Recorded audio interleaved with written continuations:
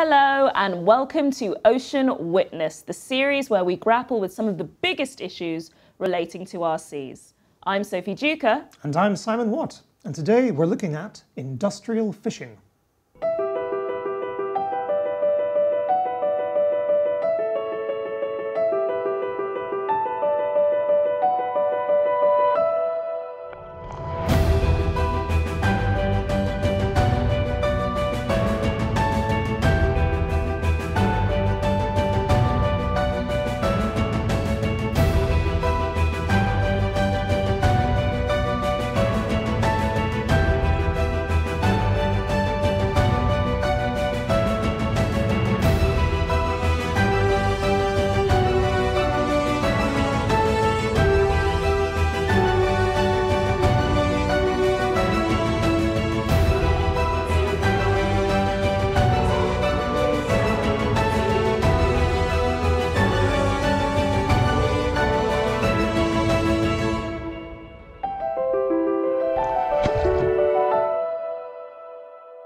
Industrial fishing. Sounds scary. Sounds fishy. I think you're really going to make a splash this season with your fish puns. Hopefully we'll get people hooked. Let's put those fish jokes to the seabed. Agreed. Coming up on today's show, we'll explore the human cost of industrial fishing, we'll see Greenpeace activists confront a super trawler, and we'll learn all about the amazing manta ray with Andrea, Queen of Mantas. But first, we're heading to West Africa. This is a story of plunder and a fishing community struggling to survive due to the destructive fishing practices of foreign companies.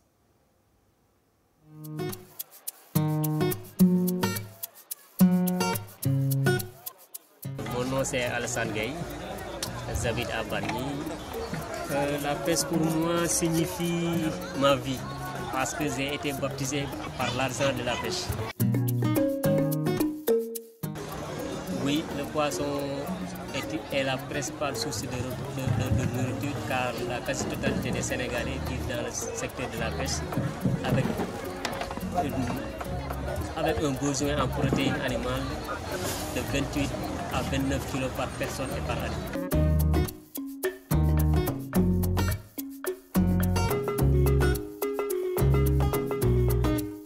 La situation des salitiers, des usines de farine de poisson et d'huile de poisson tue les communautés de pêche à grande feu parce que la plupart des femmes transformatrices rencontrent des difficultés, de même que les pêcheurs artisanaux.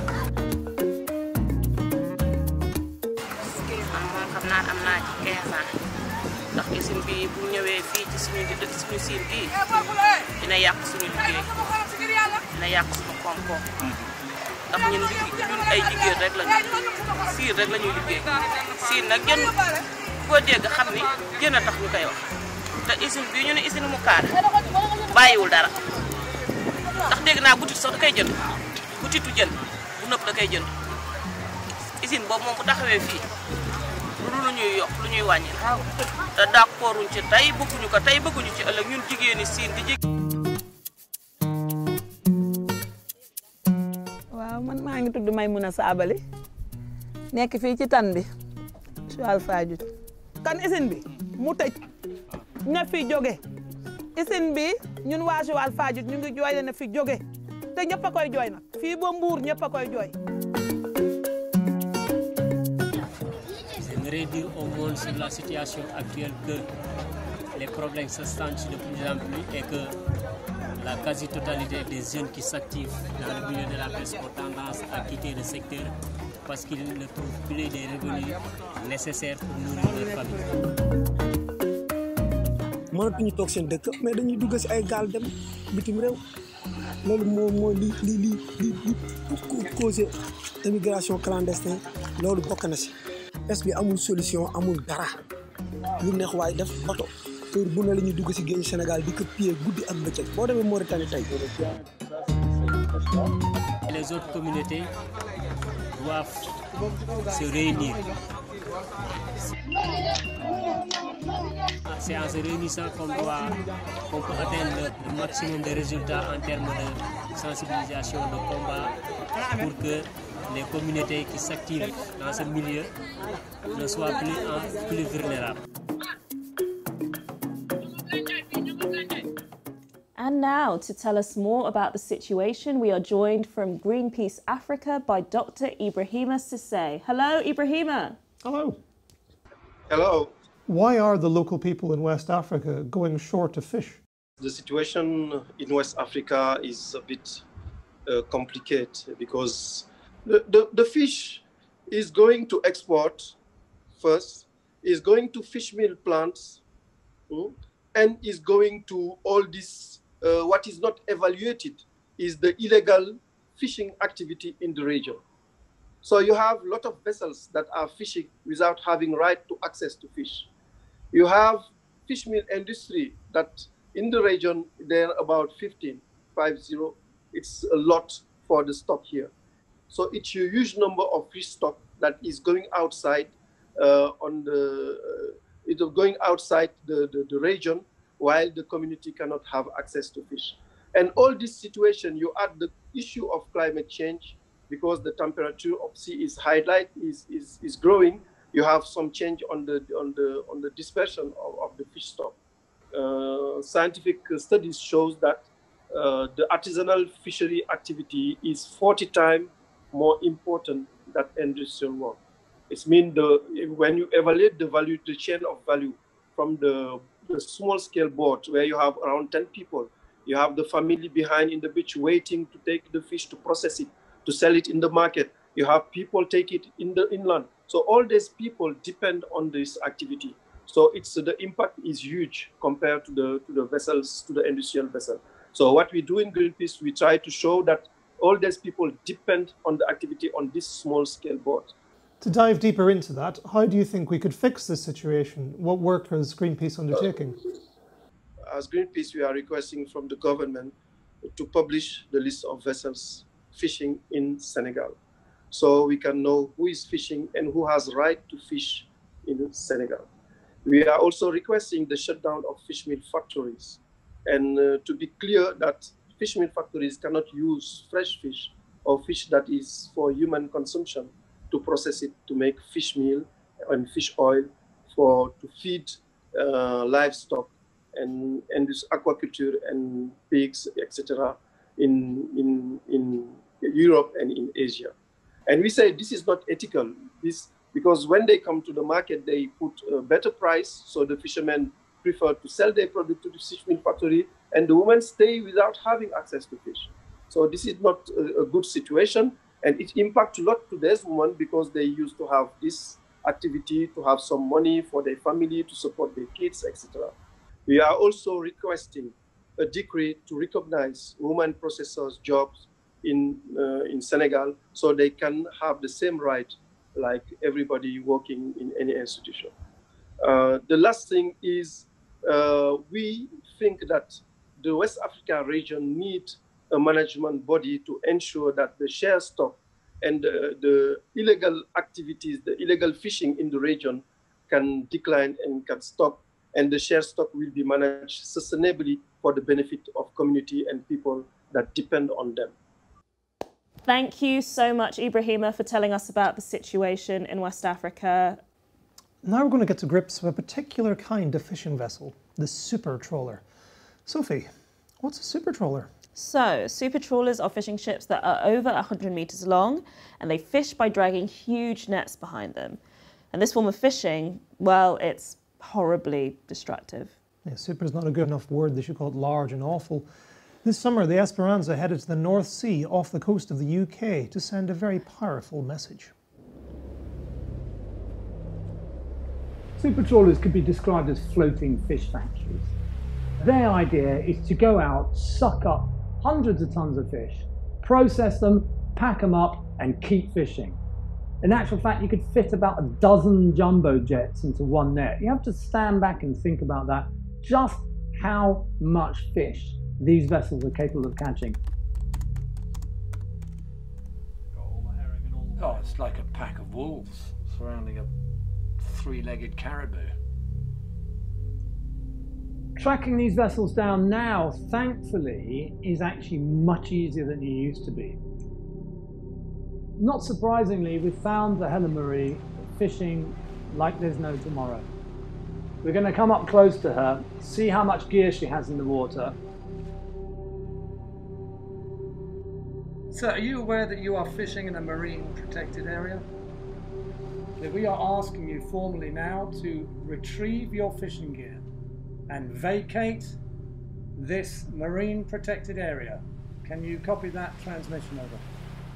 We will be taking non-violent direct action against your vessel to stop this industrialized, destructive fishing.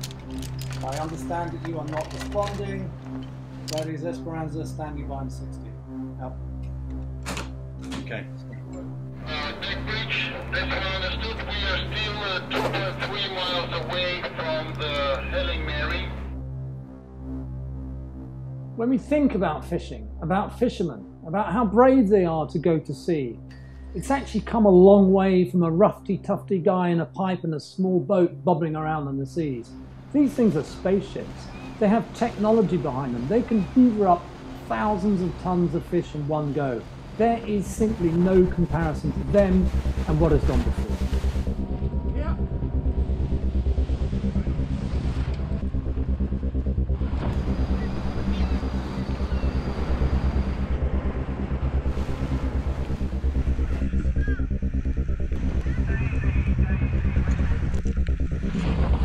Go, go, go! Go!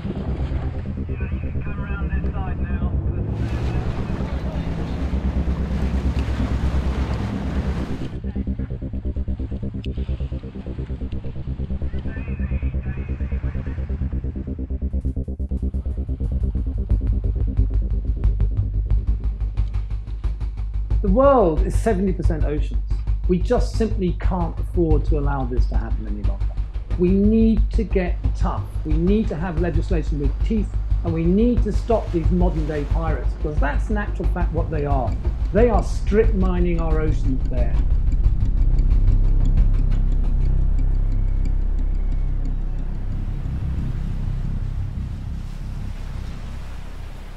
That was intense. Yeah, but did you know that you can hunt for super trawlers from the comfort of your own home? No, how might I do that? Well, we can do it hands-free thanks to our top-tier technical team, using the power of the internet. And as we've been looking at West Africa, if we could just zoom in there. Sure, let's go Mauritania. to just off the coast of Mauritania, and you can see a bunch of super trawlers. Many of them are flying what's called flags of convenience. So that means they might be owned or crewed by people or companies from one country, but they're registered somewhere else, which makes it very difficult to get a full picture of what they're doing. From these images, it looks like they're fishing, probably targeting the same fish populations that we saw in Senegal, in direct competition with coastal communities. To search for super trawlers yourself, there are lots of options online, but we've been showing you a website called Marine Traffic. This episode, our creature of the week is the mighty manta, and here to tell us more about them is Dr. Andrea Marshall, joining from Mozambique. Hi. Hi there. First off, Andrea, what actually is a manta ray?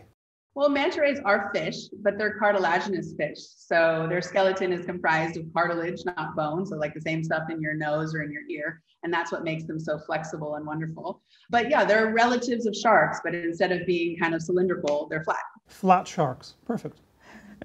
Can you tell us about the very first time you had an encounter with a manta ray up close? Yeah, I can actually remember the very moment, and I wasn't anticipating encountering one. I was actually doing work with sharks, and I felt something over my shoulder, and I looked back, and this thing was barreling at me down, just across the sand, and it looked like the biggest underwater bird I had ever seen. It was so graceful and so big, and it just blew my mind. I was gobsmacked. I could hardly even take a photo. It was just so beautiful. And I think I was about 16 or 17 at the time, but that moment, I think, helped define the rest of my career. I just thought to myself, what an incredible animal this is. I think the size of them really surprises people. I mean, they can get up to about 7 meters. I've seen 7-meter individuals in the wild. So you're talking about maybe like 21 feet or so, 22 feet.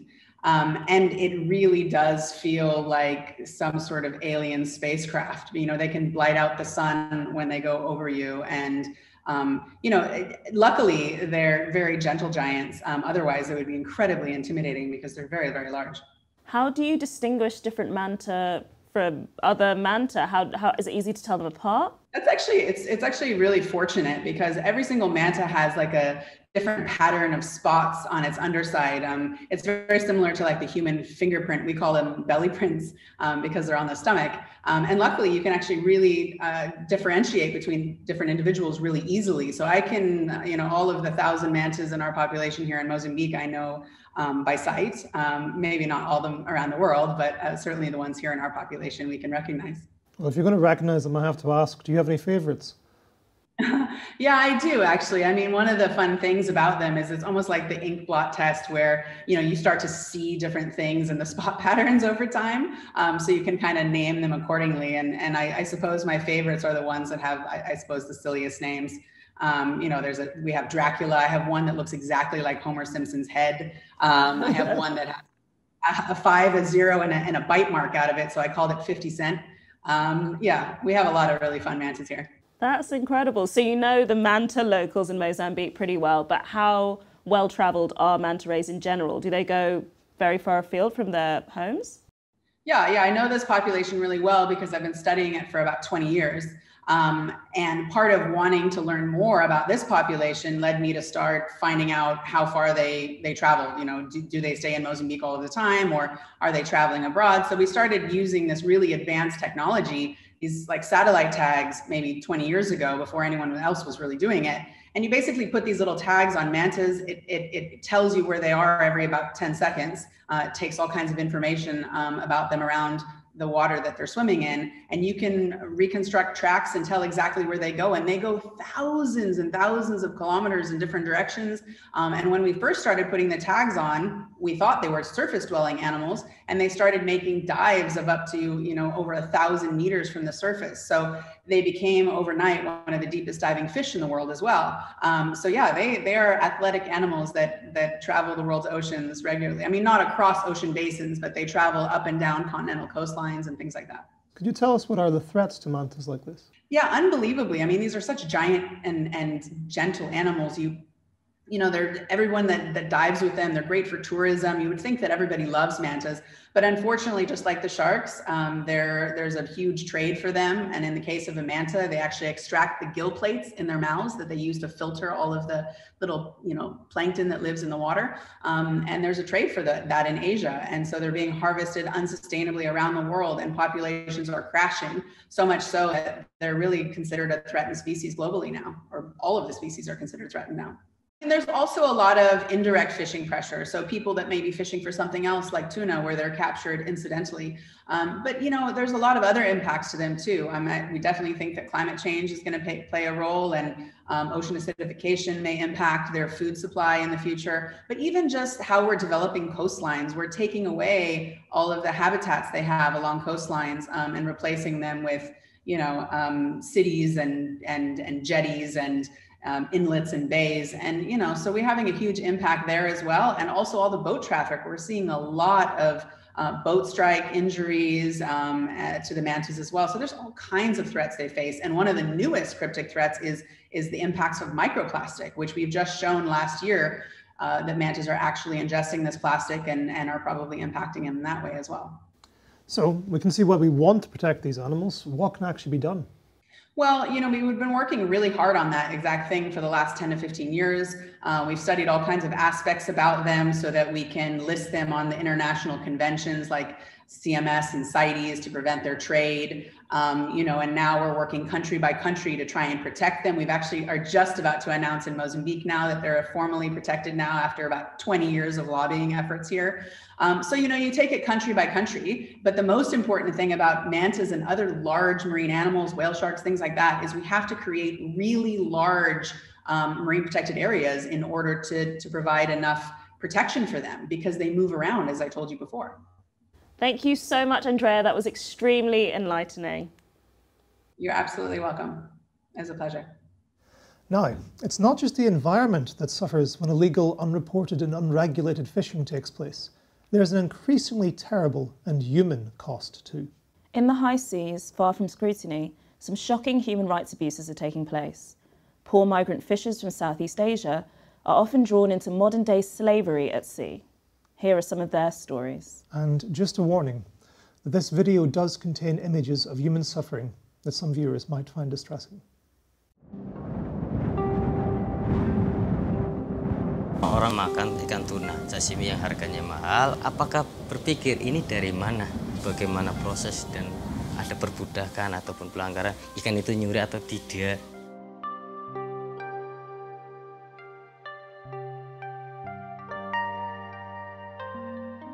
Nama saya Zainuddin dari Desa Demangharjo, Kabupaten Tegal. Di desa saya sendiri kebanyakan memang pekerja pelaut. Entah ada yang lokal dan ada yang dibanyakan luar negeri. Karena berdasarkan pendapatan untuk bekerja di kapal lokal sangat kurang dalam penghasilan. Jadi lebih baik saya mencoba untuk bekerja di luar negeri. Saya berangkat bareng dari Pemalang itu ada 5 orang. Kita bekerja kan di satu kapal 15 orang. Kenapa yang kalau setiap ngisi umpan itu orang Indonesia yang suruh bekerja, bukan orang lain. Jam istirahat, saya tidak dikasih makan. Saya tanya, maaf, di sini saya bekerja. Saya juga pengen waktu istirahat. Lihat yang lain tuh pada makan dan istirahat. Tolong saya minta istirahat dan makan. Habis itu saya ngamuk. Dah, saya tendang pintunya. Bosnya datang, saya tanya, saya minta pertanggungjawaban dari Anda. Anda memperkerjakan saya, berarti harus Anda berhak memberi makan saya. Ini jelas-jelas ini perbudakan, pemerasan. Tapi pemerintah tidak ada. Selama ini pemerintah siapa yang mau bertanggung jawab tentang ABK? Tidak ada yang jawab. Kerja itu jam 12 siang sampai jam 4 sampai jam 5 lah itu baru selesai. Terus itu cari ikan tuna, ikan marlin, ikan hiu, tapi hiunya itu siripnya diambil, bajunya dibuang. Apapun ikannya pasti dibabat habis. Terus kadang-kadang waktu yang mau nyandar itu hiu, sirip, badan nggak dibuang. Soalnya mau sandar, pendapatan hiunya itu banyak, sampai berapa ton itu.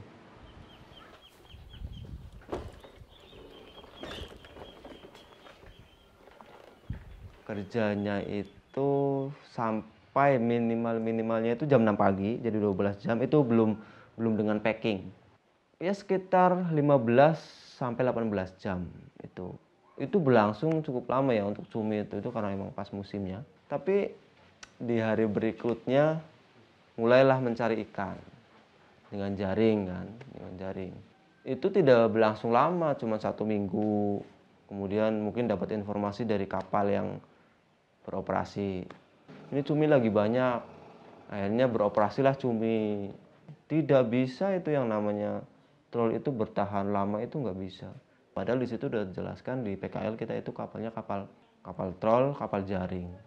Jadi sang kapten itu memberikan sebuah kalimat bahwasanya kalian boleh istirahat ketika kalian itu sudah benar-benar tidak bisa jalan dan tangan kalian sudah tidak bisa bekerja. Itu statementnya seperti itu. Jadi sakit pun ya tetap aja suruh bekerja. Sama aja kita kerja rodi lah, masih kerja rodi itu di kapal. Terburuknya lagi adalah di kapal sebelah yang 355, Handrong 355, ketika terjadi kematian sebanyak 3 orang.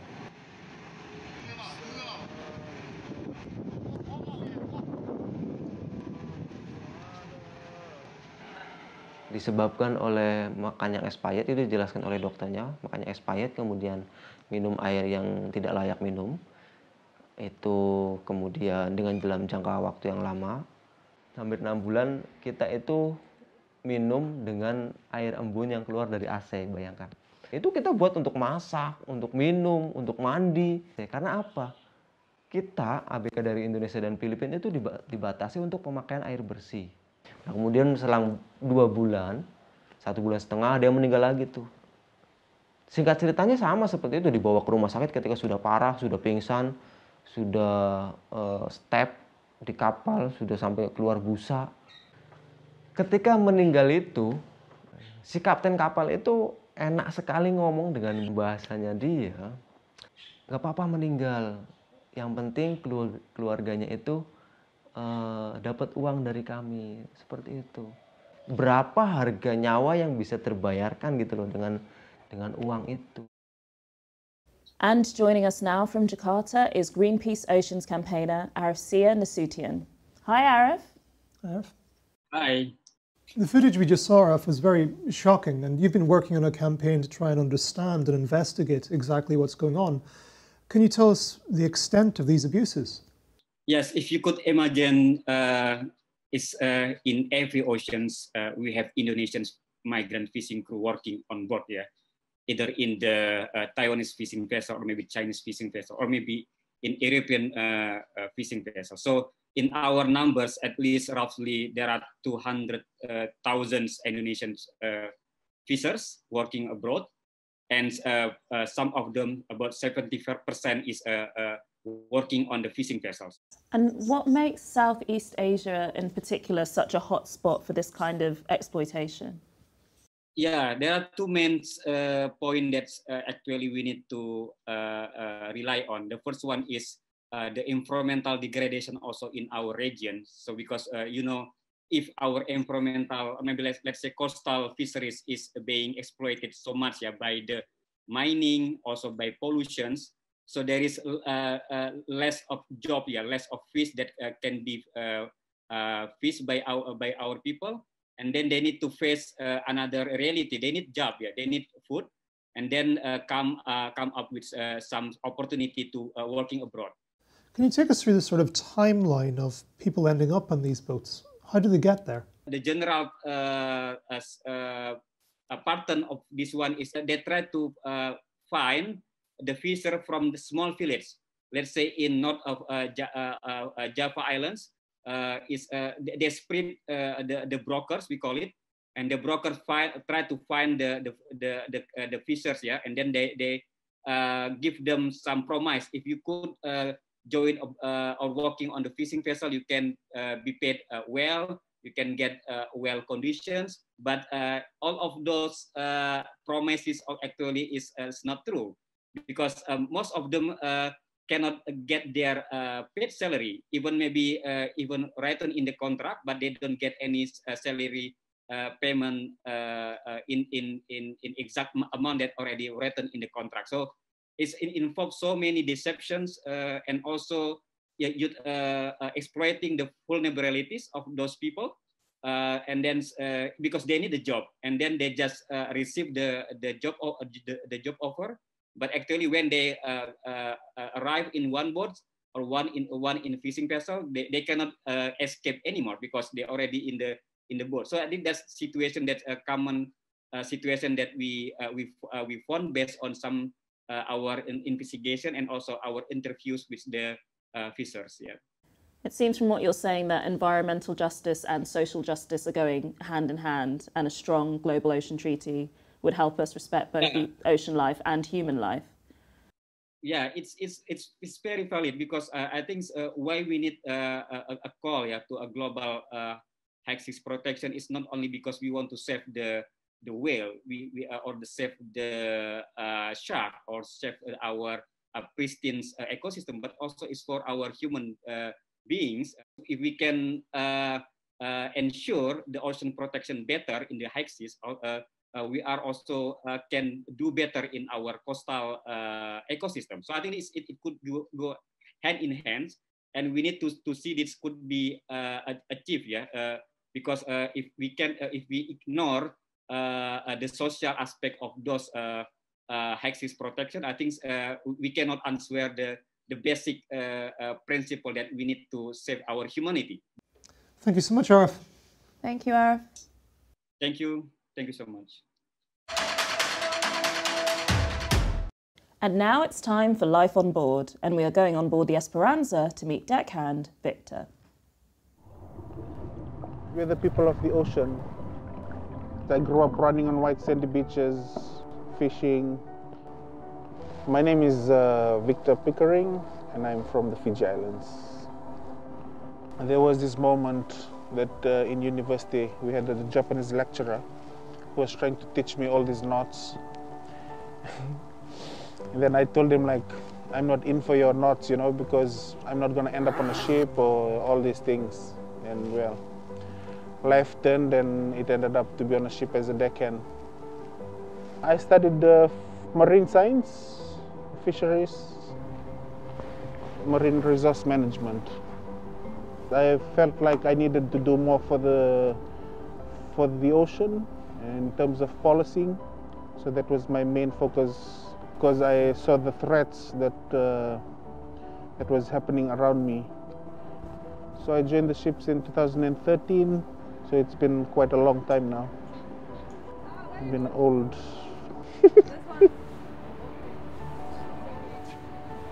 The best part about it, you get to visit a lot of countries and see different people. You get to get inspired, you get to learn new things as well.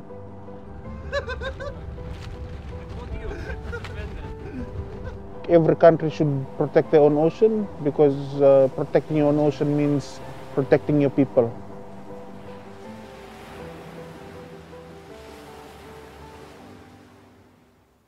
It's amazing Victor didn't think they'd end up on a ship because they've got incredible posture. Yeah, good poise. I'd have fallen in. And that's all we've got time for this week. Remember that we need to put pressure on governments around the world to agree on a strong global ocean treaty at the UN. Check out the links below or above this video to find out how you can get involved. We thought we'd leave you with the soothing sights and sounds of some of nature's best fishes, Atlantic grey seals. This was filmed this summer in the UK in the marine protected area of Lundy. Until next time, bye!